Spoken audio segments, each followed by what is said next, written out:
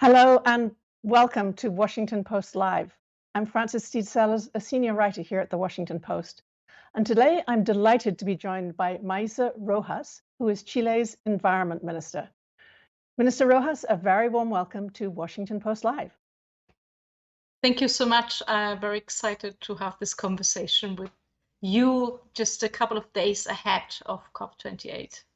Well, it's an exciting moment. And I could have said Dr. Rojas, of course, because you have a doctorate in climate science. And I wonder what that deep scientific knowledge, how that affects your approach to the kind of high-level negotiations you'll be going into in a few days at 28. That's a good question. I guess it is not only that I have a science background, that I have worked in climate science for a very long time. I participated in both the 5th and the 6th assessment report of the IPCC. And this means that I really have a quite deep understanding of what the Intergovernmental Panel on Climate Change is telling us about the urgency of acting. And in this sense, I have very clear where we have to go to, where we have to be in a short time. That there's not much time. That the window of opportunity is closing very rapidly if we want to maintain the temperature of the planet at 1.5 degrees of warming, as we agreed a couple of years ago when we all signed the Paris Agreement. So I guess with that knowledge, I understand the urgency, and I'm here to help that countries can agree politically to take the actions so that we can use that small window of opportunity that we still have. Yeah, and I guess we have to remember that we're at COP28. We've been at this for 28 years. And one of the big accomplishments, or what was thought to be a big accomplishment of COP27 a year ago, was this loss and damage fund, which was meant to help poorer countries that were suffering most. Can you tell us where that stands? Yeah, that's a very good question. Let me maybe very briefly tell you a bit what happened last year. Because before the COP started, we were not even sure if loss and damage was going to be on the table of conversation. So the first sort of huddle that we had to overcome was, okay, we're going to sit at the table and we're going to discuss this. So that was the first, I would say, sort of victory, that after many years of the most vulnerable countries wanting to discuss this, that everyone just said, okay, let's discuss this. And then once we sat at the table to discuss this, where everyone recognized, okay, there's a momentum growing, where everyone recognizes that this needs to be discussed, there were two positions. One was that was saying, okay, this is important, but there are so many questions still open, we need more time. And another set of countries saying, let's here in Sharm el-Sheikh have a political statement to create this fund and sort out the details afterwards. And that was the position that finally won. So there was a decision to create a fund and to sort out the details afterwards. So, and that's what happened during this year. There was a transitional committee that met a couple of times, 5 times throughout the year. And a couple of weeks ago, they presented a consensus report on the operationalization of that fund. And that is going to be handed in to the parties at COP28 for them to accept. And so the good news is that we took the decision last year, we have sorted out the details, and we need the parties, all the governments now, to accept the report from the Transitional Committee to then make this fund operational. But is it all good news? Are there still some major points of contention outstanding? I mean, the report at the end of the day I mean, there were many discussions, and that we needed to have another extra meeting to sort them out. But there is a report now that says, okay, we are going to create a fund. Its interim place will be the World Bank. The World Bank will have to make a number of transformations for this to work. There will be a board, etc. It will be on a voluntary basis. But we have a place where this fund is going to be working, and that we have a place now. We hope that we will get also pledges of developed countries to put in very sort of said in very simple terms to put in some money into that fund. So, Maisa Rojas, one of the very striking things about this fund, and also the climate crisis in general, is how it highlights global inequality. And I know this is an issue you've talked about a lot and thought about, but explain to us a little bit why this is so important, why some countries are suffering and seem to, bear more of the brunt and be less able to afford to deal with it than others. Yes. So many times when you talk about climate change, you describe climate change as an amplifier of inequalities. Why?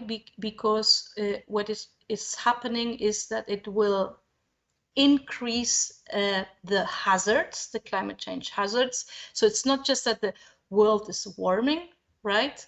But extreme events, those that have the most impact in our lives, livelihoods, infrastructure, etc., those are increasing in intensity, in duration, and in magnitude. This is something that the IPCC has told us. There was a special chapter even on extreme events. We know sort of the underlying physical understanding of that. We have seen it, how this is already occurring. And we have seen it in particular this year. By the end of the year, or at the beginning of January, when we will have the data of the warming of this year, we're very, very sure that this is going to be the hottest year on record.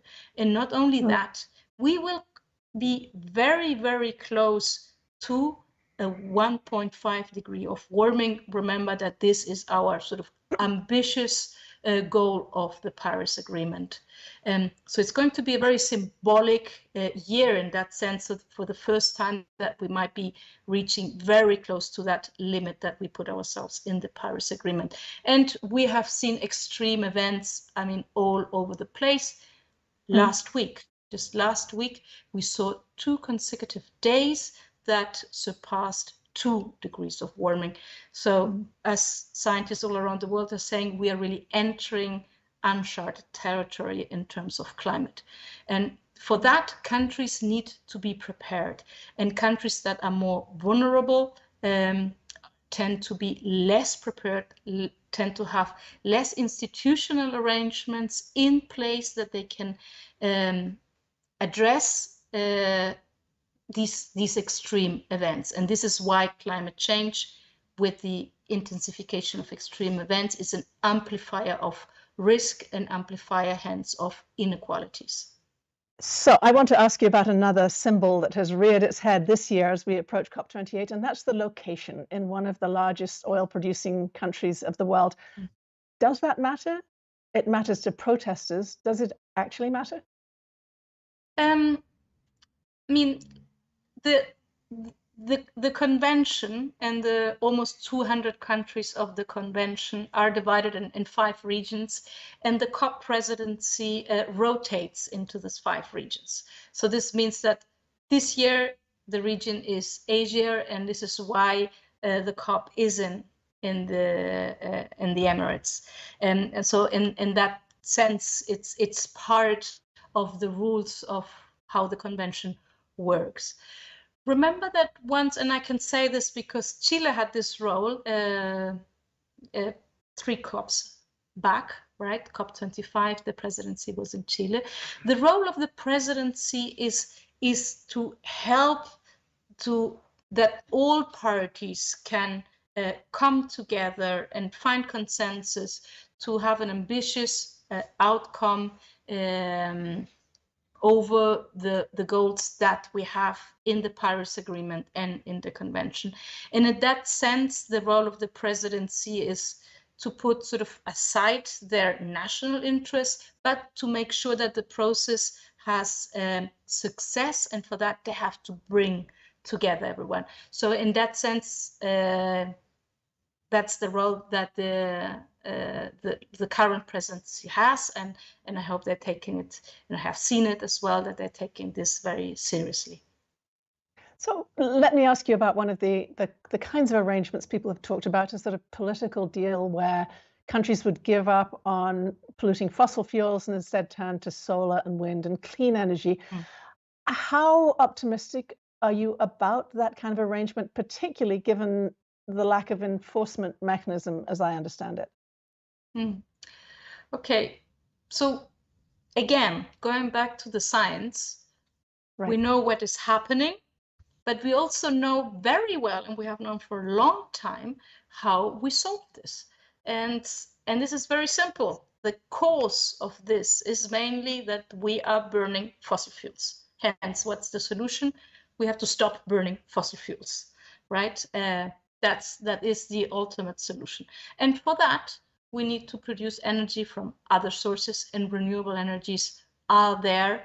They are becoming increasingly cheaper, increasingly available.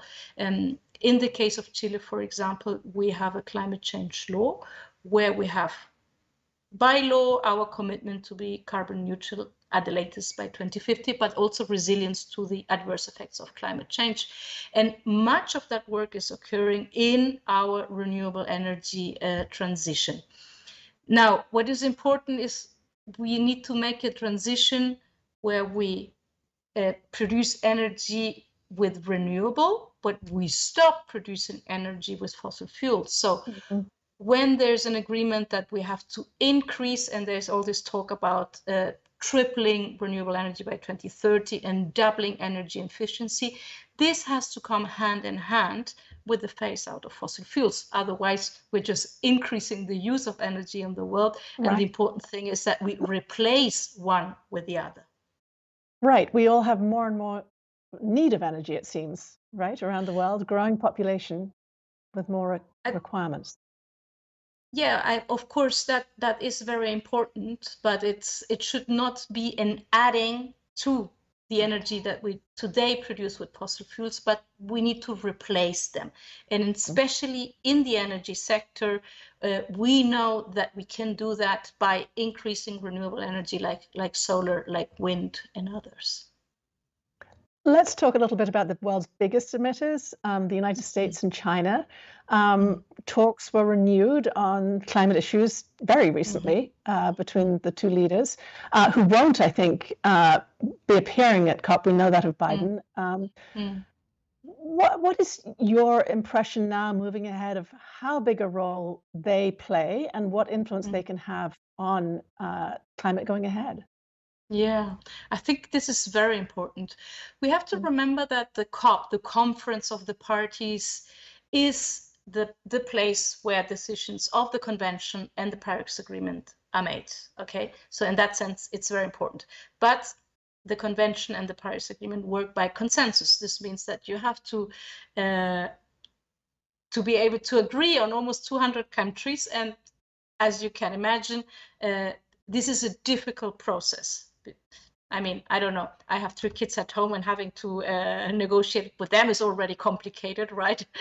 Everyone that is a minister needs to get not usually consensus by a majority in our parliament, and that's complicated. So imagine how this happens with the negotiation of almost 200 countries.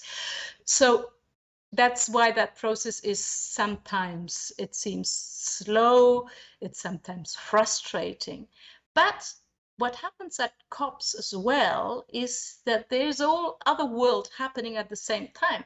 And countries can have agreements bilaterally like the one you just mentioned between the US and China.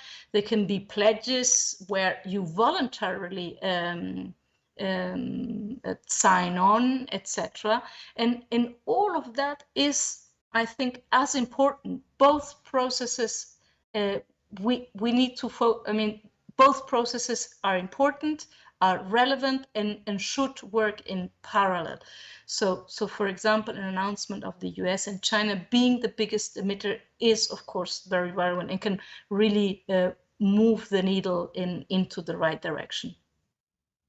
I want to ask you and take you back to the science again and talk to me a little bit more about the 1.5 degrees, which you've mentioned. Why is it such a tipping point? Okay, for many different reasons. And remember that the Paris Agreement says that the goal of the Paris Agreement is to limit warming much below 2 degrees and pursue efforts to limit it at 1.5. This was back in 2015. And it was in particular the small islands that pushed for 1.5, but because remember that when we talk about that the planet is warming, this means that the ice caps in the polar regions are melting, and that contributes to sea level rise. So one of the biggest impacts and the most irreversible impacts of the warming is that sea level rises. And that's an existential threat if you live on a small island. So it was them in particular that said, we need to put 1.5 also into the Paris Agreement. And what the parties did afterwards, they asked the IPCC, well, we really want to know is a world of 2 degrees of warming or 1.5 degrees of warming, is that a different world or not? And back in 2018, the IPCC produced a report on 1.5 degrees of warming, and the answer was yes. There are many impacts that we avoid by limiting warming to 1.5.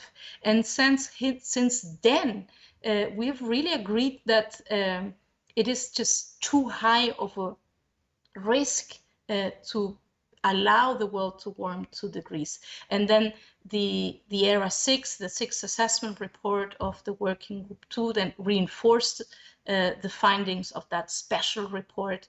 And that's why we're talking. So it is sea level rise, it is the effect on the cryosphere, the cryosphere being all the parts on the planet where we have frozen ice, and a number of it is extreme events, it is food security, it is access to water, it's all those consequences that the warming have, where there's a scientific consensus that 2 degrees is just too high, it's just going to be too expensive to adapt to those consequences, and that we therefore really need to limit the warming to 1.5. So we're edging awfully close to 1.5 right now. I think we're at 1.2 or something like that. And I'm wondering about coming up with these sort of hard numbers and what that does for messaging, because I could imagine meeting 1.5, and I could imagine people sort of throwing their hands in the air and say, well, that one's gone, and giving up on the battle. Talk to me a little bit about the importance to you of setting these standards and the danger of missing them. We talked earlier about inequalities and a bit about sort of climate justice, and understanding that that the effects are going to be felt more by more vulnerable people, more vulnerable community, coastal communities, small islands, where sea level basically means if they exist or do not exist anymore. All of that. Loss and damage. Remember that loss and damage refers to the irreversible effects of climate change. When we last year celebrated that we had a decision on creating this fund of loss and damage, we also said very clearly, this is actually, we shouldn't be celebrating this, because this means that we have failed. We have failed to address the causes of climate change, which are our burning of fossil fuels, and we have failed to reduce those emissions quick enough so that we can limit the warming, and thus those consequences do not exist. So it is going to be more and more expensive the further the warming goes, and it's going to be basically no one is going to be being able to pay for this. Let me give an example in the case of Chile. I mentioned that we have a law that addresses both mitigation and adaptation. I would say that for the first time this year, the economic impact of climate change was really felt in our economy. We had in February enormous forest fires that covered a bit less than a third of the country, enormous forest fire. And we had the whole country addressing them. We got lots of international help as well. And then this was in February. In June, we had enormous flooding. Much of the flooding was in the same regions that had been affected by the forest fires before. And those floods finished. And 2 months later, we had again floods in the same region. So we have regions in our country that lived forest fires and 2 enormous floods in the same year. It is just absolutely impossible to adapt to that and to reconstruct that. And so I would say, so this is a country where, I mean, we have earthquake, we have tsunamis, we have volcanic eruptions. So we are quite used to having important geological hazards and that we need to reconstruct afterwards. But this level of hazards related to climate change, I don't think we had before. And it really felt like, wow, climate change is here. It's now, it's occurring. Tell me a little bit more, and I know you've written about this, about the impact on biodiversity in Chile. Yeah. Maybe I can give an example of something very recent that we haven't spoken about. I had the privilege last week to be together with our president, Gabriel Boric, and the Secretary General of the United Nations, Antonio Guterres, in Antarctica. The Secretary General was for the first time in Antarctica, and he was there just before COP. And the idea was to see firsthand the impacts of climate change in that very remote continent, right? I mean, no one can say that that this is a consequence of things that are happening in Antarctica, but this is the pollution, the global pollution through the emissions of greenhouse gases that is having an important effect of Antarctica. And this year, one of the very extreme events that we have seen is an enormous reduction of sea ice in Antarctica. So when you don't have sea ice, there is one of the very famous penguin species, the emperor penguin, that require that do all the nesting over the sea ice. So if there's no sea ice, there's this very, very serious threat to the survival. Indications say like 80 or 90% of this species of penguin is at risk by the loss of sea ice. So that's one of an example. But also we have krill with these small organisms that grow under the sea ice. So when there's no sea ice, there is no krill. And penguins use krill as food, but also whales. So you see there's a whole chain of impact of what is happening in Antarctica to biodiversity. And of course, not just to biodiversity, but just to give 2 examples of that. You know, governments clearly can't do this alone, and I'd love to get your views on what private companies can do to help in this very dire circumstance you're describing. Yeah, indeed.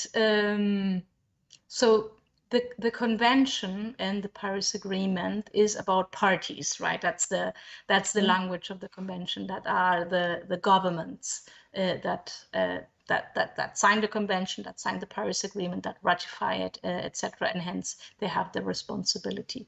But and in that sense, this is also part of the Paris Agreement. The people that designed the Paris Agreement realized that, of course, there's a whole world out there that also needs to be involved, and they call them in the language of the convention non-party stakeholders. So that's everyone else, and so these are sub-national governments, the municipalities, the governments, the regions that some countries have.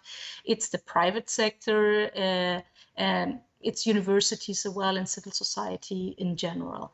So all of that is also worked at in the convention with the non-party stakeholders, and there's a whole program that work with them. In the case of our law, our climate change law in Chile, we also so the responsibilities to government to design, for example, mitigation plans and adaptation plans, but they need to work then with the private sector to actually implement them. So they play a very important role, and we have to see how this is done.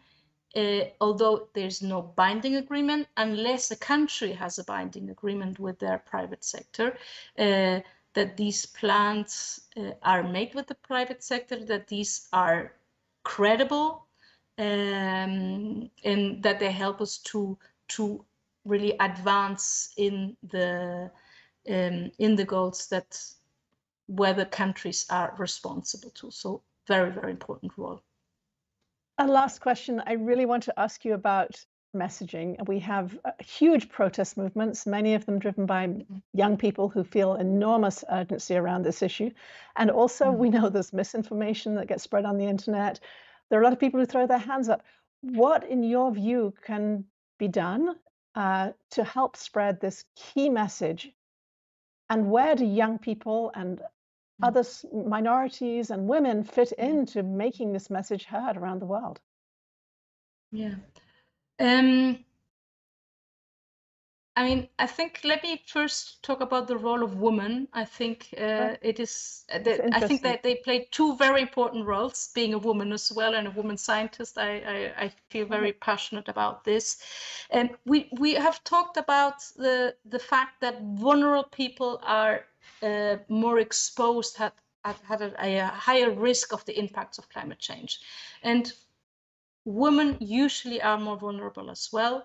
Women have less of a voice in decision making. So you can think about women of being more vulnerable and being sort of victims of climate change. And this is why it is important to have a gender perspective when you design and implement instruments to address climate change. So that's an important part. But then the other thing is not only that, but I think we also play a very important role in the solution. Culturally and historically, women have been in many of our societies in charge of the caretaking of society, caretaking of children, caretaking of elderly. And at the end of the day, what we are talking about here, this is a relationships crisis. Climate change and global warming is a symptom of a bad relationship that we have with nature, but also among ourselves. And so we have to change the way that we work together to be more collaborative than more competitive. So I think there women can also play an important role. And this was also something that we learned very clearly in Antarctica. Antarctica is a continent of very extreme situation where Rojas, collaboration is important. That's a wonderful message you're giving us about the importance of women. And I'm afraid we're out of time, but I'm going to take that message with me as we go on. Thank you so much for joining us today. Thank you so much. It's been a real pleasure talking to you. And thank you also to our audience for joining us. I'm Frances Stead Sellers. You know where to find extra programming. It's on WashingtonPostLive.com. That's WashingtonPostLive.com. Thank you.